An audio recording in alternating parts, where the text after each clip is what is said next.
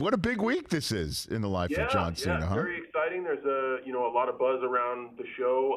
Early reviews have been very strong. Audience engagement is good. I am in New York right now. I know you can't see me, and that's kind of like in a meta thing. That's kind of my existence anyway. Yes. The full Peacemaker costume as we are running through the final moments to get people to watch this thing on HBO Max. So I'm just need to ask you this: does this mean that you still have television? Because again, you're not on camera here.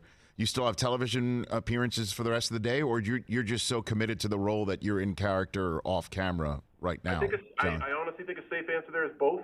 Okay. And I'm okay with saying that, both. Okay. You know what? That's because you're a professional. You're a lead pipe wielding professional. I think that's what we would like to say. Or I'm someone who got lucky to slip into the professional ranks, and I really shouldn't be here anyway. So I figured I'm going to go down swinging with the costume on. So now, you lost the lid to Fallon last night? Is that I did. Okay, what happened? He had definite home field advantage, that son of a bitch.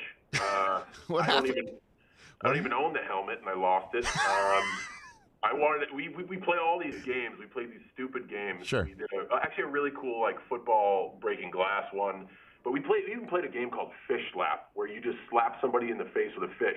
There's no if you get the answer wrong, you get slapped. You just slap a person in the face with a fish. Yes. And he called the game Fish Slap. But there's never any friggin' stakes. Nothing is ever. We don't play for anything. Mm-hmm. So to make something competitively interesting, you got to have something on the line. And I foolishly bet the helmet. And he was going to give me a Tonight Show mic, and I said that was garbage. I wanted him to frost his hair tips because he would hate it so much he would have to get a really short haircut. So right. It's going to be a 2-for-1 for me. But like I said, sucker's bet, and he actually knew what game it was, and I had no clue. I went in overconfident. I blame it on the Peacemaker outfit.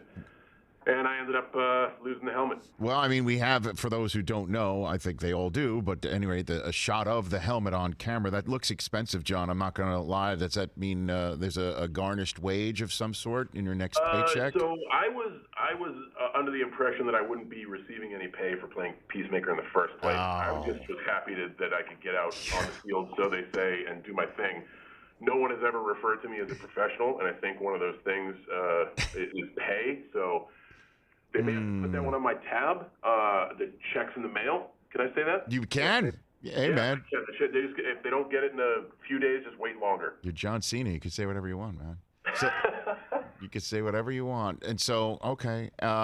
You look like you have a blast playing this role, John. No, it's fun. It's fun. And I think the fun thing about it is the guy is so flawed. He is so broken, and there's something about characters, especially when you lean into what I would call an 8-hour movie here on HBO Max, as we got 8 episodes of this thing, that you see, and we saw this a bit in the Suicide Squad. He has a moment. He's just a real bad guy, and his ethos is, I love peace so much, I don't care who I have to kill to get it. Right there, you get an idea that this guy is not wired straight, and I think it's his journey.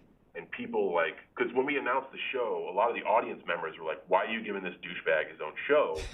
He's the least likable character in the Suicide Squad. Why wasn't it Bloodsport or Polka Dot Man or Ratcatcher 2?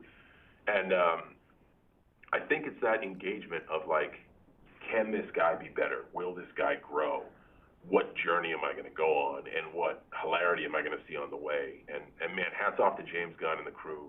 James wrote a beautiful miniseries, and I'm so glad we had so much fun doing it, and it came out great. And I know anticipation is high for the series, and I really hope everybody enjoys it when they can finally see it on HBO Max. John Cena here on the Rich Eisen Show. And so I'm looking at the cast, and of all the cast members, one name leaps out at me, Robert Patrick. Want to talk about a badass. He's been here before. He and I both share a love of the University of Michigan together.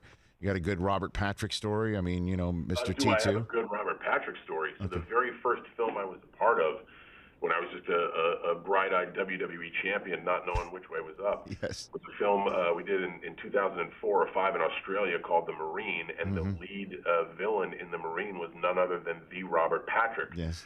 So he kind of got to, and he played one hell of a part for us.